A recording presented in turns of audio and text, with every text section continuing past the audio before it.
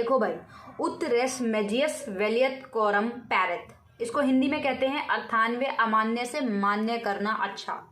An example की अगर कोई आपकी वॉच है या कोई भी आपका फ़ोन है, उसका टेम्पर्ड साइड में से टूट जाता है, तो आप क्या करते हैं? अब ये तो नहीं है कि तुरंत उसको थोड़ा सा अगर टूटा है तो उसको जाकर ठीक करा लेते हैं, नहीं।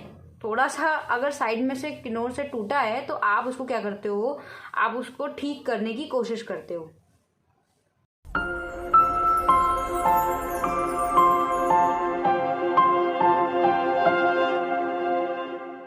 देखो, ut res medius veliat coram paret का हिंदी में मतलब होता है अर्थान्वय अमान्य से मान्य करना अच्छा। और इसका मीनिंग ये है कि it is better for a thing to have effect than to be a made void. यानी कि लॉ की अगर टर्म में बात करें तो ये है कि कोई भी चीज़ या कोई भी लॉ या रूल वॉइड करने से बेटर ये है कि उसको इफेक्टिव बनाया जाए। देखो, जो स्टैट्यूट बनता है उसमें ऐसा नहीं है कि कोई भी गलती नहीं हो सकती। कई बार लेजिस्लेशन से कोई काफ़ी जो ऐसे वर्ड्स हैं वो गलत हो जाते हैं, पर वो वर्ड्स क्या होते हैं, ऐसे मीनिंगलेस होते हैं, बेतुके होते हैं। हमको लगता है कि वो ठीक नहीं हो सकते, पर ऐसा नहीं है, ठीक हो सकते हैं। तो इस मैगजीन्स में यही है कि कोई भी चीज़ अमान्य या वॉइड घोषित करने से पहले उसको ट्राई करो कि अगर वो मान्य बन सकती है तो इस डॉक्ट्रिन को, जो कि ये लैटिन फ्रेज है ut res medius veliat coram paret, ये एप्लीकेबल होती है इंटरप्रिटेशन ऑफ एन इंस्ट्रूमेंट में, डॉक्यूमेंट में और डीड में। प्राइमरी रूल का सेकंड है रीजनेबल कंस्ट्रक्शन, इसे इस नाम से भी जाना जाता है। मैगजीम्स का नाम मैं बता ही चुकी हूँ। साथ के साथ इसे रेशो लेगियस के नाम से भी जाना जाता है। इसका इंटेंशन क्या है? इस मैगजीम्स का इंटेंशन सिर्फ इतना है कि लेजिस्लेशन ने जो लॉ बनाया वो बहुत इम्पॉर्टेंट है, ठीक है। इंटेंशन जो है लेजिस्लेशन की, जो इंटेंशन है वो इम्पॉर्टेंट है, more important than words. Intention important है, ना कि वर्ड, ठीक है। वर्ड तो क्या है कि कई बार गलत भी हो सकते हैं। और दूसरी बात क्या है, जब इंटरप्रिटेशन करते हैं किसी प्रोविजन को या किसी लॉ को, तो वहां पर क्या होता है, दो इंटरप्रिटेशन पॉसिबिलिटी बनती हैं। पहली इंटरवायरस और दूसरी अल्ट्रावायरस। तो वॉइड करते हुए, वॉइड किसी भी स्टैट्यूट को वॉइड घोषित करने से पहले उसे ये कोशिश की जाती है कि वो ठीक हो जाए। बट कंडीशन ऐसी आती है जहाँ पे ऐसे अनएम्बिगुअस वर्ड होते हैं जिनके कोई मीनिंग नहीं होते या कोई मीनिंगलेस वर्ड होते हैं, तो उस कंडीशन में वहाँ पे क्या होता है, वहाँ पर कोई भी लॉ को सुधारना तो है, बट ऐसा नहीं कि वो अल्ट्रावायरस हो जाए। अल्ट्रावायरस मतलब ये बात हम सभी लोग जानते हैं कि जो रूल बना है वो अपना जो इंडियन कॉन्स्टिट्यूशन है उससे अबव ना जाए या उसको वॉयलेट ना करे। तो ये चीज़ कोर्ट को ध्यान में रखनी है कि भाई प्रिवील करनी है, इंटरप्रिटेशन शैल ऑलवेज प्रिवील, वो फॉर्मर इंटरप्रिटेशन प्रिवील करना है, बट ये साथ में देखते हुए भी कि कोई अल्ट्रा वायरस ना हो जाए। एप्लीकेबल की बात करते हैं तो हमने लिटरल रूल पढ़ा था। लिटरल रूल में क्या होता था कि जहाँ पे हमने कोई ग्रामेटिकल है, कोई अनएम्बिगुअस वर्ड है, तो वहाँ पे कोर्ट क्या करती थी, उस रूल में या उस रूल में या किसी स्टैट्यूट में किसी प्रकार से कोई गलती होती थी तो वो क्या करती थी, इंटरप्रिटेट करती थी। अब जहाँ पे वो लिटरल रूल फेल हो जाता है उसके बाद ये वाला जो मैगजीन्स है ये यूज होता है।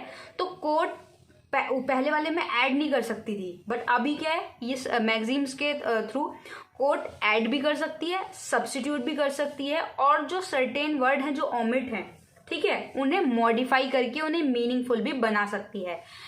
ये इंटेंशन के साथ कि लॉ बनाने की इंटेंशन जो लेजिस्लेशन की, उस इंटेंशन को ध्यान में रखते हुए। एन एग्जाम्पल, कोई भी आप लॉ या एक्ट ले लीजिए, उसमें हिज और हिम का यूज होता है। अब हिज और हिम में क्या है कि भाई ये नहीं है कि सिर्फ मेल के लिए है, अंडरस्टूड है कि मेल, फीमेल और ट्रांसजेंडर के लिए भी यूज होगा। तो ये चीज इसका एक एग्जाम्पल है छोटा सा, ये समझ सकते हैं। नॉट एप्लीकेबल, कहाँ पे एप्लीकेबल नहीं है, तो लिटरल इंटरप्रिटेशन जब क्लियर है तो इसकी जरूरत ही नहीं है, या रीजनेबल इंटरप्रिटेशन इज एब्सर्ड है या इनकम्प्लीट है तो वहां पर भी इसकी नीड नहीं है। दूसरी बात, इसे रीजनेबल कंस्ट्रक्शन के नाम से भी जानते हैं कि वहां तक रीजनेबल एक रीजनेबल तक इसमें कंस्ट्रक्टेड कर सकते हैं या जोड़ सकते हैं। देखो कंस्ट्रक्शन अलग है और इंटरप्रिटेट अलग है। इंटरप्रिटेट में हम क्या कर रहे थे, कोई ऐसा वर्ड था तो उसको इंटरप्रिटेट कर रहे थे, जो हमने लिटरल रूल में पढ़ा था। बट यहाँ पे क्या है, रीजनेबल कंस्ट्रक्शन है, एक रीजनेबल ग्राउंड तक कंस्ट्रक्ट कर सकते हैं, लॉ बनाते हैं, या उसमें कोई वर्ड ऐड करना है, सब्ट्रैक्ट करना है, वो करते हैं। अब बात करते हैं केस लॉ की। केस है तेन बुंग तैम वर्सेस कलेक्टर ऑफ बॉम्बे।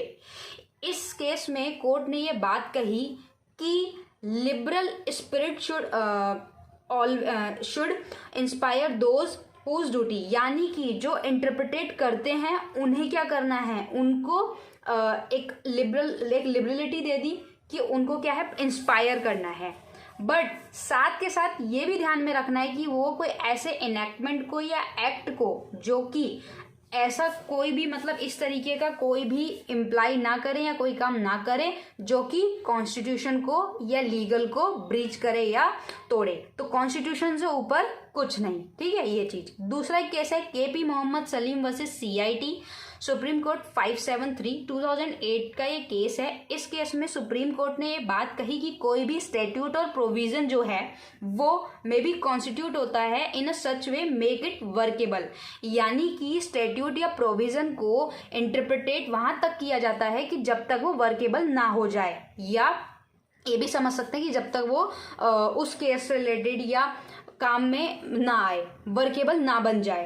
तो उसके ऑपरेट या मीनिंग को, यानी कि जो ऐसा स्टैट्यूट में कोई वर्ड है जो अनएम्बिगुअस है, डाउटफुल है, क्लियर नहीं है, तो उसको ऑपरेट या मीनिंगफुल ना जब तक बन जाए तब तक उसे इंटरप्रिटेट करना है। दूसरा केस है Sarabjit Singh versus union of India. इस केस में ये हुआ कि सुप्रीम कोर्ट ने कहा कि इंटरप्रिटेशन जो है, court must make every possible effort make that provision और स्टैट्यूट वर्केबल। कोर्ट को ये जरूरी है कि वो हर पॉसिबल कोशिश करे कि जो प्रोविजन है वो या जो स्टैट्यूट है वो वर्केबल हो। अब एक माइंड में क्वेश्चन आते हैं कि भाई हाँ ये सब चीजें तो ठीक है, पर इससे ऐसा नहीं लग रहा कि कहीं ना कहीं जो लेजिस्लेशन है उसको बहुत ही एक तरीके से सुप्रीम कर दिया है या बड़ा कर दिया है। तो भाई देखो, स्टैट्यूट बनाते हुए, लॉ बनाते हुए कई बारी गलती हो जाती है, बट कुछ ऐसे वर्ड ही जिनके मतलब ही नहीं निकल रहे हैं, कोई भी मतलब ही नहीं निकल रहा, मीनिंगलेस है बिल्कुल। अब ऐसे वर्ड में इतने सुधार की जरूरत भी क्या है कई बारी। तो एक केस है Tinsukia electronic supply company limited versus state of Assam. इस केस में ये हुआ कि अगर कोई ऐसा वर्ड है स्टैट्यूट में जो बिल्कुल ही मीनिंगलेस है और उसको ठीक करने के बाद भी उसका कोई मीनिंग नहीं निकल रहा है एक्सेप्शन केस में, तो वहां पर क्या है, वो वॉइड डिक्लेयर कर सकती है। तो ये इसका एक्सेप्शन है। और इस केस के थ्रू हम ये भी समझ सकते हैं कि साथ के साथ ये जो मैगजीन्स है, यहाँ पे ये चीज भी होती है कि भाई अगर कोई भी ऐसा वर्ड है कि हम उसे ठीक करते जा रहे हैं और वो ठीक ना ही हो, तो उस एक्सेप्शन केस में क्या है, उसको वॉइड डिक्लेयर कर सकते हैं। इस वीडियो में इतना ही। वीडियो अच्छी लगे तो लाइक करना, चैनल पे नहीं तो सब्सक्राइब करके बेल आइकन प्रेस कर देना। साथ के साथ वीडियो के जो आपको डिस्क्रिप्शन बॉक्स है उसमें आपको नोट्स मिल जाएंगे। Thank you so much.